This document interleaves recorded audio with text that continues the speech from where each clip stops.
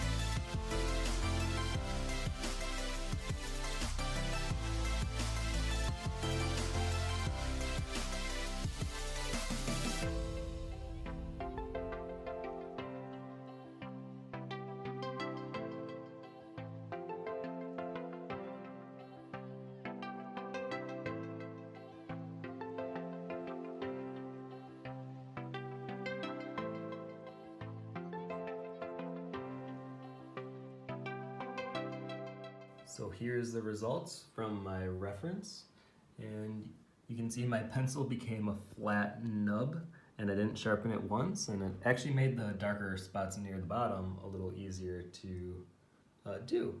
But this was definitely a fun little experiment, and something I would have never tried if I didn't see the other YouTubers doing it. So I'm definitely putting this one in the history books.